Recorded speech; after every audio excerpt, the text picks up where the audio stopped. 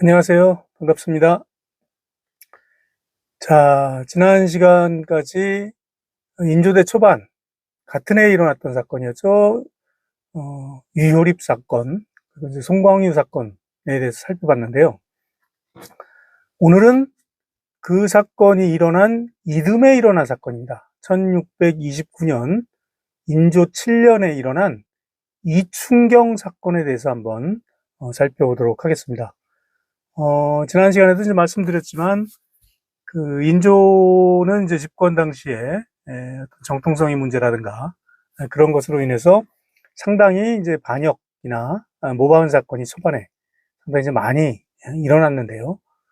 이 이춘경 사건도 그렇게 사건이 빈발하던 인조 초반에 일어난 사건입니다.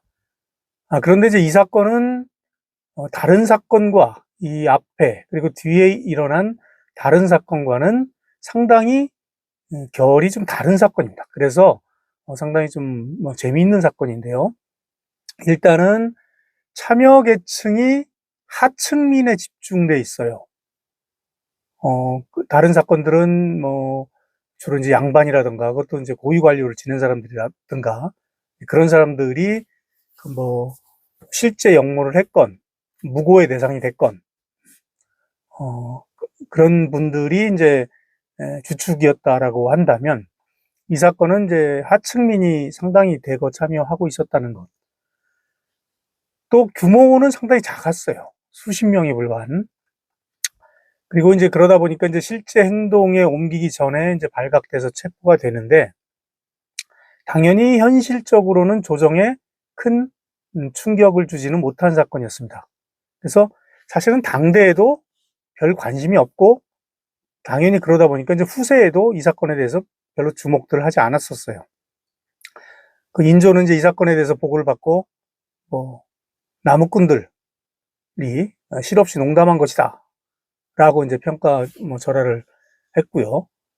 당시 기록이었던 대동야승에 있는 이제 응천일록이라는 기록에도 보면 아이들 장난이다 이제 이런 표현이 나와요. 그렇지만 당대 평가가 어쨌든가를 떠나서 오늘날 현재적 입장에서 당시의 역사상을 복원하는데 상당히 이제 도움이 된다면 충분히 주목할 만한 가치가 있다라고 저는 생각합니다.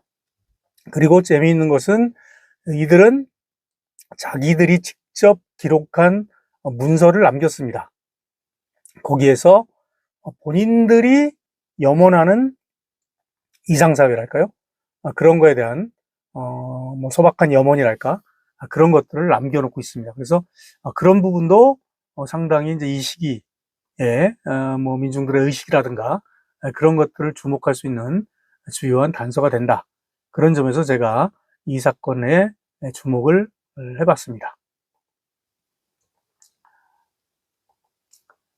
자, 인조실록에 짤막한 기사가 실려 있어요. 몇 줄 되지 않기 때문에 제가 한번 다 소개를 해보도록 하겠습니다. 명화적 이춘경, 한성길, 개춘, 막동 등이 사형을 당하였다. 이춘경 등은 모두 다 황해도에 모질고 사나운 도둑들로서 호란의 틈을 타 떠도는 백성들을 유혹하여 그들을 모아서 도둑이 된 것인데 그들은 산골 깊은 곳에다 담을 쌓고는 옛날 최영과 남이 두 장군의 초상을 그려놓고 제사를 올린 다음 자기들끼리 규약을 정하고 관원을 두고 각 부서를 만들고는 서로 모여 맹세하고 이춘경을 우두머리로 삼아 마침내 역모를 꾀하였다. 그들은 황해도에서 강원도로 옮겨와 사례와 약탈을 자행하면서 철원, 평강 사이에서 출몰하다가 이번에 그 두 고을에서 체포된 것이다. 그들의 반역 문서는 내용이 너무 흉악하고 참혹하여 차마 눈으로 볼 수 없는 점들이 있었다. 이상이 이제 인조실록에 실린 이춘경 사건에 대한 전부입니다. 상당히 짧죠. 그래서 이제 그 기사를 보면, 이 직전 해가 정묘년이었습니다. 그래서 2년 전이. 그래서 이 정묘호란을 계기로 상당히 많은 유민들이 발생을 하죠. 그래서 그들을 모아서 도적질을 했다. 그래서 이제 황해도 명화적의 패거리다 그런 표현을 쓰죠. 명화적이라는 것은 이렇게 패거리를 지어서 재물을 빼앗는 무리를 그 당시 명화적이라고 했습니다. 때강도 뭐 그런 표현과 비슷한 그런 거라고 볼 수가 있겠어요. 그래서 이제 명화라는 것은 이제 불을 밝힌다 그런 뜻이에요. 주로 이제 밤에 불을 밝혀서 집단으로 뭐 부잣집을 턴다든가 그런 식으로 했죠. 그래서 명화적이라고 쓰였고, 명자를 빼고 화적이란 말 많이 쓰죠. 여러분들 많이 들어보셨을 거예요. 바로 그 이제 화적, 명화적이 이 그 당시 정부에서 이 이춘경 무리를 지칭한 그런 표현이라고 볼 수가 있겠습니다. 그래서 이 이춘경이 우두머리가 돼서 조직을 갖추어서 영모를 꾀하다 발각되었다라는 내용인데요. 그 반영 문서는 흉악해서 실록에 싣지 않는다 그렇게 실록이 되어 있어요. 왜냐하면 그 당시 이제 아무래도 뭐 왕권을 교체한다든가 자기들이 정부를 세운다든가 그런 것들은 그 당시로서는 차마 할 수 없는 이야기거든요. 그래서 이제 그런 것들은 실록에 이제 실려 있지 않습니다. 그러다 보니까 이 기사만 가지고는 그 전모를 파악하기가 상당히 쉽지가 않습니다. 아주 개략적 모습만 추적이 가능하고 구체적인 모습을 파악하기 쉽지 않은데, 정보가 또 불완전하다 보니까 이걸 뭐 영화적 사건이라고 봐야 될지 모반 사건이라고 봐야 될지, 쉽게 얘기하면 오늘날 뭐 내란 음모로 봐야 될지, 그냥 뭐 조폭 사건으로 봐야 될지, 강도 사건으로 봐야 될지 그런 것들을 잘 알 수가 없습니다. 그래서 이제 실록 기사가 가진 좀 한계인데요. 다행히 제가 이제 연구하는 과정에서 그 당시 사건의 전모를 보여주는 자료를 몇 개 발견을 했습니다. 그 당시 이제 국왕의 비서실이었던 승정원 일기가 약간 남아 있고요. 근데 인조대 승정원 일기는 상당히 좀 들쭉날쭉하기 때문에 전부 다 참고하기는 쉽지 않습니다. 제가 이제 찾은 자료는 추한급 구간이라고 해서 제가 아마 초기에 아마 소개시켜드렸던 자료가 있었을 겁니다. 당시 이제 추국청에서 신문했던 기록인데, 그 이제 추한급 구간을 통해서 상당히 이제 많은 내용이 있습니다. 그래서 거기서 이제 사건을 한번 재구성해 보았습니다. 그 당시 이제 사건의 진행 상황은 그 참여했던 참여자 중에 한 명인 김승인이라는 친구가 있어요. 그 친구의 진술 내용이 상당 부분 시계열적으로 잘 정리가 되어 있습니다. 그래서 그 친구의 진술을 중심으로 하되 그 뭐 한계라든가 그런 것들은 따로 한번 살펴보도록 하겠습니다. 김승희는 이제 31살로 그 당시 이제 직역은 보인이었어요. 보인은 원래 이제 정식 군인이 있으면 군인의 그 보충이 되는 자원 같은 거죠. 그래서 뭐 실제로 이제 군포를 납부하는 그런 사람이 이제 보인입니다. 그러면 되게 이제 일반 양민 신분 정도로 볼 수 있죠. 이 친구가 이제 황해도 서흥 지방에 거주를 하고 있었는데, 이해 2월 4일에 최대기라는 친구가 이 김승인을 찾아옵니다. 최대기는 이제 나이가 55세, 역시 이제 그 직역은 보인이었어요. 그런데 이 친구가 김승인을 어떻게 유인을 하느냐, 추노를 하자는 얘기를 합니다. 추노, 노비 추세, 노비를 찾아오자.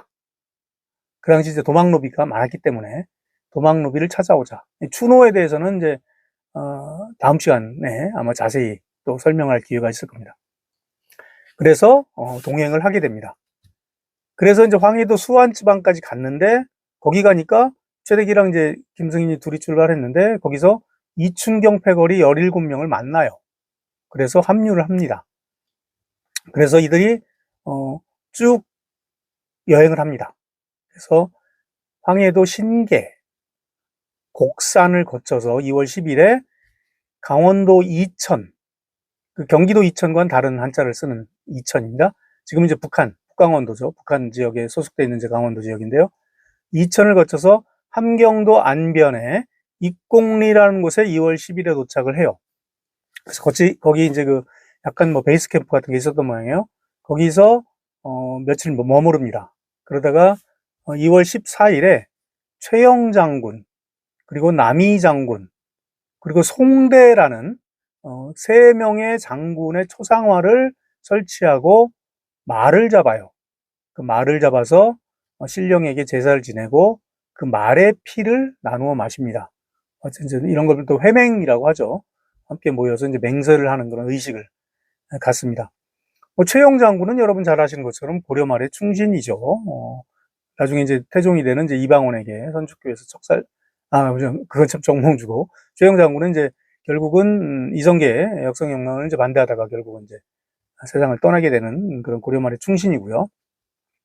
또 남이 장군은 28세 때 병조판서에 올랐던 아주 대단한 분이었죠.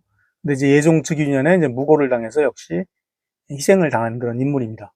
그런데 이 최영, 남이와 함께 송대라는 인물이 등장을 해요. 송대라는 사람의 초상화에 제사를 지냈다는 내용이 나오는데, 이 송대라는 사람은 자료에 전혀 잡히지 않는 사람입니다.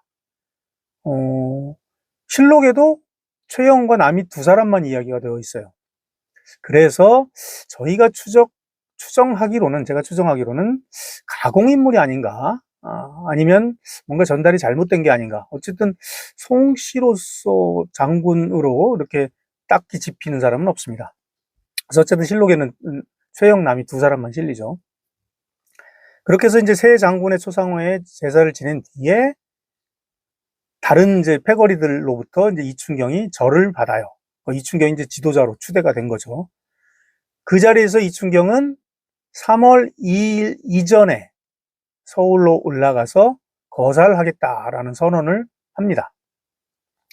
3월 2일 이전이라고 해서 이때는 이제 날짜를 안 밝혔는데, 따로 나중에 이제 그 전에 이제 김승인을 만났을 때는 2월 금음날, 음력이죠. 음력 2월 금음날, 서울 종로에서, 보신각이죠. 종로에서 거사를 하는데, 우리 패거리 말고도 황해도에서 300명, 서울에서 또 많은 수가 합류한다라고 김승인에겐 설명을 했다고 합니다. 금음을 이제 거사일로 잡은 이유는, 금음은 이제 달이 뜨지 않죠. 그러니까 가장 어둡고 밤에 거사하기 이제 가장 적합하다라고 판단을 했겠죠. 그래서 이제 이 14일 날 밤에 제사를 지낸 뒤에 16일 날 안변 입공리를 출발해요. 그래서 같은 안변에 이제 성참이라는 곳에 16일에 도착합니다. 그리고 이제 그 이튿날인 2월 17일에 최언룡이라는 사람의 집에서 숙박을 하게 되는데, 그 숙박을 하는 과정에서 그 이웃집에 사는 끝복이라는 노비가 있었어요. 23살짜리 이제 사노인데, 개인 노비인데, 근데 그 끝복이 도망노비라는 사실을 알게 됩니다. 그러니까 그 원래 주인의 통제로부터 벗어나서 도망하고 있는 노비다라는 사실을 이제 이춘경이 알게 돼요. 그런데 이웃에 사는 이제 끝복이 이웃끼리는 친하게도 지내지만 또 원수가 될 수도 있잖아요. 이 최언룡과 부채 문제로, 그러니까 빚을 아마 졌던 모양이에요. 끝복이. 그래서 둘 사이에 이제 감정이 있다는 사실을, 원한 비슷한 감정이 있다는 사실을 알게 됩니다. 그러니까 이제 이춘경이 이 끝복과 짜고, 그 끝복이 이춘경의 노비다라는 핑계를 댑니다. 그래서 이춘경의 도망노비를 최언룡 내가 숨겨준 거 아니냐, 그런 책임을 물어요. 그 당시 이제 도망노비를 숨겨주면 큰 처벌을 받았거든요.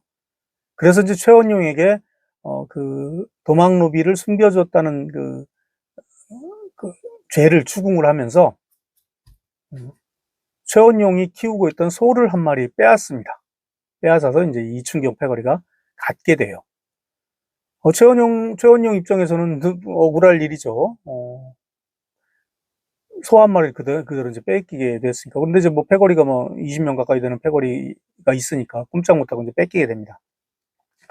이제 그러는 과정에 이 무리는 강원도 지역의 이제 평강의 용연동으로 이동을 합니다. 이제 이 지역이 이제 황해도, 함경도, 강원도 이렇게 접경 가까운 지역이기 때문에 도를 이제 계속 넘나들게 되는데요. 강원도 평강의 이제 용연동으로 이동을 해서 거기에 사는 이제 대장장이, 쇠를 다루는 사람이겠죠. 대장장이에게 편곤이라는 무기를 제작을 해요.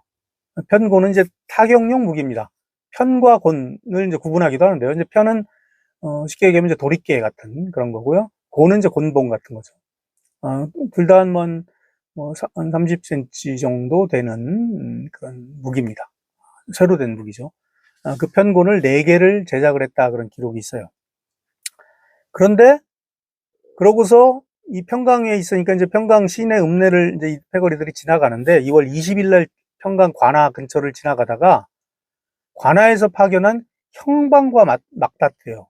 형방은 이제 육방 중에 하나로서 아전, 당시 이제 그 각고을의 이제 아전인데 사법, 법무 이런 것들을 맡았던 관리죠. 근데 이 형방을 우연히 만난 게 아니라 사실은 최언용이가 소를 뺏기고 나니까 얼마나 억울했겠습니까? 그래서 이 관아에 이제 고발을 한 거예요. 이상원 패거리한테 소를 뺏겼다. 근데 아무래도 행색이 이상하다. 그러니까 이제 그 관아에서 이 형방을 파견해서 마침 이제 찾으러 가는 중에 이 패거리가 지나가는 걸 발견한 겁니다. 그래서 여기서 이제 맞닥뜨리게 되죠. 그 과정에서 김승인을 포함한, 지금 이제 진술을 하는 그 김승인을 포함한 5명이 체포가 돼요. 바로 그 자리에서. 그리고 나머지 일행은 도주를 합니다. 그 도주를 해서 철원으로, 바로 이제 이웃 그 오린제 강원도 철원으로 달아납니다. 그리고 이제 김승희는 이제 붙잡혀서 평강현에서 조사를 받았겠죠. 그 평강현에서 이제 뭐 꼼짝없이 당하게 생겼으니까 자기 혼자 뒤집었으면 안 되잖아요. 그러니까 사실은 하면서 반역 혐의가 있었다. 그러면서 이제 그 자초지종을 고변을 합니다. 그러면서 우린 단순한 도적 대거리가 아니라 모반을 하려는 그런 무리다. 그래서 내가 이거를 신고를 한다. 평강에서 깜짝 놀랐겠죠. 그래서 이제 이런 일이 있으면 즉각 그 이웃고을과 또 이제 그 각도 그리고 도를 거쳐서 중앙에 보고를 하게 돼 있어요. 그래서 이제 평강에서 이제 연락을 받은 이웃의 철원고을까지 이제 연락이 가게 돼요. 철원에서는 이제 군사를 풀어요. 그래서 이제 이춘경을 포함한 12명을 이제 체포를 합니다. 그리고 합류하지 않은 패거리가 이제 다른 지역에도 있었는데요. 뭐 황주라든가 뭐 안변 그런 지역에 있었던 사건 관련자들도 이제 마저 체포가 됩니다. 그리고 이들이 그 지니고 있었던 이제 문서, 뭐 흉서라고 표현이 됐어요. 흉악한 문서다 해서 그 흉서는 이제 압수돼서 서울로 보내집니다. 지금까지가 이제 그 김승인의 진술 내용을 중심으로 이제 구성을 한 건데요. 뭐 김승인은 아무래도 자신을 이제 변호하는 입장이다 보니까 자기가 직접 관련된 부분은 약간 좀 누락하거나 축소하고 뭐 이춘경에 관한 부분은 좀 과장했다라고 볼 수가 있습니다. 그런데 이 다른 사람들의 진술을 종합해 보더라도 전체적인 과정, 날짜라든가 그런 것들은 실제 진행 상황과 상당히 유사했습니다. 그래서 이제 제가 이제 소개를 시켜드렸고요. 전체적인 이분들의 진술을 종합하면 이 패거리는 한 20명 정도 안팎으로 구성이 돼 있었고요. 철원에서 체포될 당시에 이제 철원에서 묘사한 내용을 보면 전복을 착용하고 있었다. 그러니까 전쟁할 때 전차, 싸울 전차에 이제 옷 할 때 복자입니다. 전복, 전투복이죠. 군복이죠. 군복 쉽게 얘기하면 군복을 착용하고 있었다. 그리고 긴 칼, 장검을 소지하고 있었다. 그런 기록이 있고요. 그 밖에 이들이 아까 대장장에게 만들었다는 이제 편곤, 쇠로 만든 철편곤, 그리고 참나무로 된 사다리, 그리고 나무 몽둥이인 능장, 이런 것들을 빈 가마니, 그러니까 쌀이 들어있는, 곡식이 들어있는 것처럼 위장한 가마니 속에 이걸 숨겨두고 있었다. 그래서 이걸 압수했다라는 기록이 함께 보고가 돼 있었습니다. 그래서 이제 서울로 이춘경을 끌고 옵니다. 그래서 이춘경에게 이제 진술을 받는데요. 신원을 먼저 이제 묻죠. 그러니까 처음에 이제 가장 먼저 신원 먼저 묻게 돼 있습니다. 그래서 신원을 물으니까 자기는 훈련도감에 소속된 군인이었는데 생계 유지를 위해서 이제 다른 일을 했다. 그런 내용으로 진술을 합니다. 그러니까 이제 여러 가지 이제 압수물에 대해서 물었을 거 아닙니까? 생계를 유지하고 뭐 했다는 친구가 왜 사다리는 뭐 하려고 썼느냐? 그러니까 이 사다리라는 것은 이제 앞으로 호란이 다시 벌어질 수가 있으니 그러면 자기들이 여진족을 공격하려고 했다. 뭐 사실은 납득이 안 되는 그런 진술이죠. 그런 말을 합니다. 그렇게 이제 혐의에 대해서 이제 이춘경이 처음에는 아주 완강하게 부인을 해요. 그러면 이제 그 당시에는 아주 공식적으로 형신이라는 제도가 있었어요. 형장, 즉 매질을 하면서 그 진술을 받는, 고문하는 거죠. 쉽게 얘기하면. 그래서 이제 한 차례 형신, 되게 한 차례 형신할 때 한 15대 정도 이렇게 때리고 하게 돼 있습니다. 매는 장사 없다는 이야기 하죠. 두 번째 형신을 받을 때 자기가 이제 반역 혐의를 했다라는 것을 자백을 합니다. 그래서 그 이춘경의 자백 내용을 보면 2월 금음날 밤 거사하기로 했다. 그렇게 정의되어 있었고, 주무기는 이제 편곤, 쇠도리깨, 곤봉 그런 걸 가지고 했고, 사다리는 대궐을 넘으려는 용도였다. 그러면서 이제 그 거사의 배후에 대해서 털어놓습니다. 거사의 대장은 황해도 봉산에 사는 선비 문인철이다. 그리고 백악, 뭐 지금 이제 청와대 뒤편이 되겠죠. 북악산 쪽. 백악의 군사를 은닉한 뒤에 이들이 합류하기로 돼 있다. 그리고 이 봉산 선비 문인철 외에도 자기와 이제 그 내통한 중앙의 고위 관리들이 있다. 그 당시 이제 훈련 대장이던 신경진, 그리고 전 봉산 군수였던 김진, 그 밖에 또 많은 인물을 끌어들입니다. 정부에서 이제 발칵 뒤집혔죠. 그냥 시골의 명화적 정도라고 생각을 했는데, 훈련대장이면 그 당시 뭐 중앙군에서는 가장 그 핵심이 되는 군령의 대장이니까, 지금으로 치면 뭐 수도방위 사령관 정도 되는 그런 존재라고 할 수가 있죠. 그래서 이제 조사를 하는데, 이 끌어들인 사람들은 전부 무고라는 사실이 밝혀집니다. 그래서 왜 무고했느냐를 캐물으니까, 이 김진이라는 사람이 이제 봉산 군수로 있을 때, 그 당시 이제 봉산의 선비 문인철이 약정이라는 자리에 있었어요. 약정은 이제 자치규약인 향약의 이제 임원입니다. 뭐 지역의 이제 유지 같은 거죠. 그런데 어쨌든 그 지역의 토호니까, 수령과 결탁하면 또 그 지역에서 큰 행세를 하는 그런 인물이었겠죠. 이 김진과 문인철이 봉산에서 그 군수와 이제 약정으로 있을 때, 이춘경 자신의 아버지와 이춘경의 아우가 재물을 약탈한 사건이 있었다고 그래요. 그런 사건, 그게 이제 그 혐의, 이춘경 주장은 이제 혐의고, 그 혐의로 그 봉산에 그 압송 붙잡혀 와서 모진 매를 맞고 그 옥살을 합니다. 죽어버립니다. 그걸 이제 옛날에 이제 물고 났다 그런 표현을 쓰거든요. 물고 되다, 물고 났다. 그러니까 그 이춘경 입장에서는 자기 아버지와 아우가 도둑의 누명을 쓰고 옥에서 죽었다. 그러니까 원한이 있었던 거죠. 게다가 이 본인은 그 당시 이제 포도청의 군관으로 있었는데, 서울의 포도청의 군관으로 있던 이춘경도 자기 아버지와 동생 때문에 명화적의 혐의를 받아요. 그래서 서울에서 봉산으로 압송됩니다. 그래서 이제 수사를 받고 나중에 이제 풀려났던 적이 있었어요. 그러니까 이제 앙심을 품은 겁니다. 그래서 어차피 자기 이제 역모로 꼼짝없이 당하게 생겼으니까 무고를 한 거죠, 두 사람을. 그래서 거짓으로 배후에 끌어들이는 그런 일이 있었다라고 이제 우리가 해석을 할 수가 있습니다. 그런데 이제 정부 입장에서는 인원수가 너무 적잖아요. 그 정도 인원. 이춘경은 이제 일단 처형을 합니다. 처형을 하고 나서 자백을 했으니까. 근데 이제 20명 무리만으로 서울로 올라가서 정부를 뒤집으려고 했다라는 게 정부 입장에서도 납득이 안 가니까 나머지 관련자들을 계속 형신을 해요. 계속 이제 고문하면서 수사를 하는데 다른 단서를 찾지 못합니다.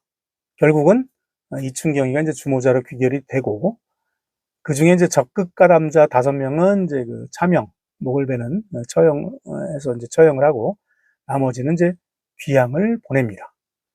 그러면 이제 이 사건의 주모자인 이춘경은 어떤 사람이었느냐?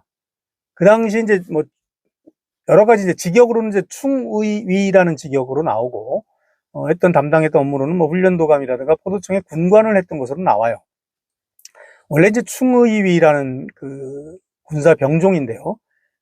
이 군종은 뭐 쉽게 얘기하면 보직이죠. 보직인데, 원래 조선 초기에는 이제 공신의 자제들이 소속되었던 그러한 이제 특수한 병종이었습니다. 그런데 이 조선 중기 이후에는 그것이 이제 편법으로 군역을 이제 피하려는 그런 무리들이 편법으로 들어가는 그러한 곳으로 바뀌어 있었어요. 그래서 이 충의위가 원래 조선 전기라면 뭐 아주 공신자제이기 때문에 이제 양반의 직역이라고 볼 수가 있지만 이 시기에는 이제 이것만 가지고 신분을 추정하기엔 무리가 있습니다.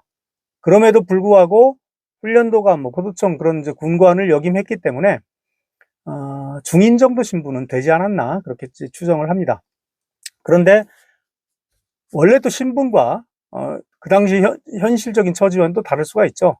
그 실제 처지는 이제 호란으로 가족을 잃고 동냥질하면서 지내던 유랑하던 그런 신세였다 그렇게 보는 게 맞을 것 같습니다. 근데 이제 그 유랑 과정에서 이제 만난 사람들한테 어쨌든 뭐 중앙에 군관까지 했던 사람이니까 장교까지 했던 사람이니까 자기가 뭐 평안도 신천에 군수를 지냈느니 평안도 강령에 황해도 신천 황해도 강령에 이제 현감을 지냈느니 그렇게 이제 그 사칭을 합니다. 사칭을 하고 또 자기가 이제 훈련도감 원래 훈련도감이 이제 군관 정도는 했는데 훈련도감의 낭청이면 뭐 그 당시 한 3품에서 6품 정도의 고위 관직이니까요. 그런 이제 그 벼슬을 했다라고 또 사칭하기도 하고 훈련대장이었던 신경진의 부관이었다. 또 그런 거짓말도 합니다. 그리고 또 자기가 예전에 반역을 도모한 적이 있었는데 그랬다가 발각됐지만 살아남았다 그런 허풍도 칩니다. 아마 이거는 이제 자기 그 아비와 아우가 영화적으로 걸렸을 때 한번 수사받았던 그거를 아마 약간 뻥튀기 한 게 아닌가 그렇게 보여집니다.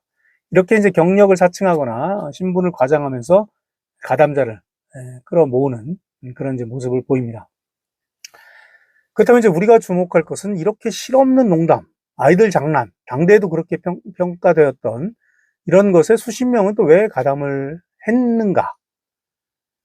당시 체포 당시에 뭐 인원이라든가 뭐 무기라든가 결속력 이런 것들을 감안하면 반역에 성공할 가능성은 사실은 제로였다고 해도 과언이 아닙니다. 그리고 이들은 서로 상호 밀접한 관련이 있었던 사람들이 아니었어요. 처음에 이제 관련이 없던 사람들이 보름 남짓한 시간에 어쨌든 20명으로 수요를 이제 불리게 된 것이었죠. 만약에 평강에서 초기에 이렇게 발각이 되지 않았으면 세력을 또 얼마나 키웠을지는 장담할 수 없었을 겁니다. 그래서 물론 결과를 중요시하는 입장에서는 이들의 모의가 실패했기 때문에 저희가 크게 평가하지 않을 수도 있지만 그런 실현되었느냐 아니냐, 실현 가능성이 있었느냐 없었냐만큼 중요한 것은 과연 그들이 왜 이런 일을 벌였을까? 그들이 가담하게 된 사회적 배경은 무엇인가? 그리고 그들은 어떠한 세상을 꿈꾸었는가? 그런 부분이 중요하다고 볼 수가 있습니다. 자, 오늘은 여기까지 하고요. 다음 시간에는 이러한 이춘경 사건이 일어날 수 있었던 사회적, 역사적 배경을 살펴보고 이들이 꿈꾸던 사회, 그들의 이상에 대해서 살펴보는 시간을 갖도록 하겠습니다. 감사합니다.